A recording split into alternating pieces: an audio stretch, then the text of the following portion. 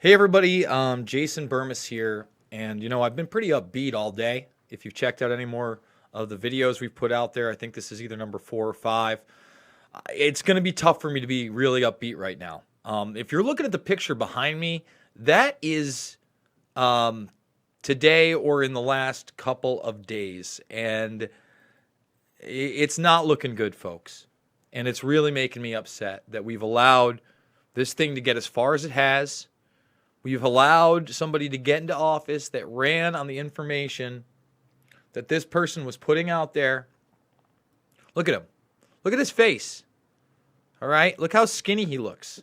Even, when he was dragged out of there, look how full his face is there. Look at him. Look at that up-close shot right there. Okay? And we know from reports that he's violently ill. So these came out about the same time that we found out that doctors have been called at short notice to see him. Are we even going to get to a trial? First of all, these indictments, they're absolutely crazy. They're ludicrous. Free speech is under attack everywhere. It's not just digitally. It's not just on this platform. It's not just on Amazon, which we're going to get into in a later video. It's everywhere. And I want you to take a good look at that guy, okay? Take a good look over my shoulder. That's somebody that's done things for you and your family you don't even understand. That's a guy that upheld that we need to hold tyrants, no matter where they may lie, what governments they may serve, no matter what corporate interests they are involved in, they have to be exposed. Not PR, not spin, not media bullshit, but the actual hard documentation. Okay? And thank you for that super chat, Randall. It helps keep these things going on. Right now, I don't know that he's going to survive. Luke and I have been covering this over at News for a Change, and We Are Change. If you're not subscribed there, please go there right now and go check our past stuff out. But, Ron Paul, for instance. Ron Paul, right here. I think my kids just called me. I'm live here, so you know what? I've got 5 missed calls, and yeah, those are they're my nieces. We're gonna do this live because I don't know how else to do it, guys. I'm sorry. This is just really tough for me. We're not gonna cut the broadcast. Hopefully, people that are watching this understand how grave this situation is. All right, we're gonna talk about Ron Paul, thinking that. Hey, baby, you guys going to the club and your mom's going to pick you up? Yeah. And you're with Alana? Yeah. Okay, I'll talk to you soon. Bye. Bye. All right, so at least that makes me smile, right? That's what it's all about, by the way. It's about your family and your friends and, trying to strive against tyranny. And I had my agreements or disagreements with Assange. Said some things about 9/11 that I really didn't care for, but almost repented on those as well. So almost nobody's talking about the possibility that the U.S. and the U.K. could be just trying to get rid of them before a trial even happens.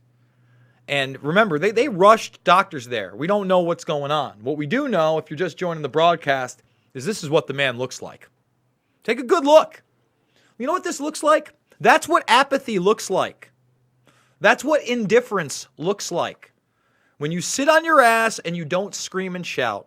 When you're more concerned about getting a triggered leftist on camera so that you can promote yourself than talking about a real free speech issue at length and gathering people to oppose this thing. Remember, the current president of the United States loved the WikiLeaks. I love the WikiLeaks. Can't get enough of the WikiLeaks. You see the WikiLeaks? Whoever is in charge currently of that organization, what they need to do right now, if they have any government documents that they have held back on, they need to get rid of them right now. Get them out into the public because it's on. Remember, they basically also smeared Assange in the Mueller report. A lot of people don't realize that because they just don't have the fortitude to even look in the Mueller report for anything that would not serve their ideology, would not serve what they already think happened. But in that, blatant lies. They talked about how Assange had alluded to Seth being the actual leaker, that this was not Russia. and that he could prove that fact. Did they go investigate? No. Did they go and interview him or Kim.com or anybody? No. No, they did not. And Assange said he had physical proof, by the way, out there. Instead, they focused on him lying in the media to allude to him working with them and setting up a fund where if they could find the murderers of Seth Rich, that they would be paid a reward. Okay? It's a little 3-paragraph section where they lie. And, they just threw this out of court earlier in the week. Remember, the first time, the reason that he actually went into asylum was he was worried he was going to get picked up in a Swedish court over sexual abuse allegations that did not seem to be true. They seem to be very, very far-fetched. This woman, I believe, the story goes that she consensually went home with him, and they had relations that night, but the next morning he tried to do it again without protection, and that's what is considered the assault. So he knew he was being set up then. It never went away, and now he won't be extradited to Sweden, but again, as we try to extradite him to the United States, the UN went in there about 3 weeks ago, see how he was being treated, okay? Remember, they drag him out, they go, the illegitimate UN goes to check on him. Well, it doesn't look like they did such a great job, does it? Does it? He's not looking too great, is he? No, he's not. And we're sitting on our fucking asses and allowing this shit to go down. And I don't know what to say. I don't know what we have to do. All you supporters of this president really need to hammer him on Twitter. Say, sir, I support you on this issue or that issue, but why are we letting this happen to free speech in this country? Why are we doing this to whistleblowers and investigative journalists? Why are you acting like you don't know anything about this case when obviously you knew exactly what was going on and your advisors knew exactly what was going on and you were damn well familiar with WikiLeaks prior to this because it's what exposed so many of the tragedies that were going on in the Iraq conflict, in the Afghanistan conflict, at Abu Ghraib prison, on Guantanamo. We all knew. They released videos of journalists being gunned down by the military. We found out of the abuse of children. Children in front of their parents. I'm going to say abuse, but you know what I'm talking about. In interrogations. And these things need to have light shed on them. Because guess what? This war, it's not going away. It's expanding. There's a very good possibility there's going to be a real conflict going down with Iran. And that is not the type of conflict everybody thinks it's going to be. We're not just going to roll over that nation. I promise you that. You think Syria was a mess? And a lot of people just not even that well versed on what happened in Syria or what's going on in Syria currently. But you'll be well versed in Iran, I promise you. The propaganda is going to be ramped up everywhere. You're going to see it, especially if there's not a guy like this on the outside, and real journalists are scared shitless that they're going to be the next Assange if they reveal anything. Is that the country you want to live in? Is that the world you want your children to grow up in? When are we going to hold this guy accountable? And, Trump talks about the military-industrial complex. Well, why did he let the Department of Justice serve those indictments? Please tell me. Explain it to me. I don't get it. And why is it that Ron Paul, a guy that I supported in 2008, why Ron Paul is the only one asking the obvious questions, and that we're finding out that doctors are being rushed to this guy. They're smuggling out pictures of a gaunt Julian Assange. At the same time all this is going down, the digital censorship is over the top.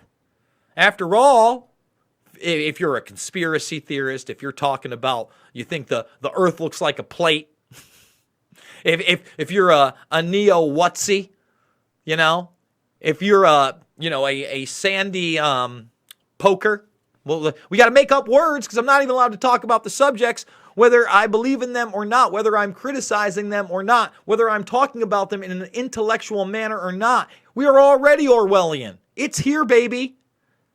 1984 style. Look at this man. Take a good look, guys.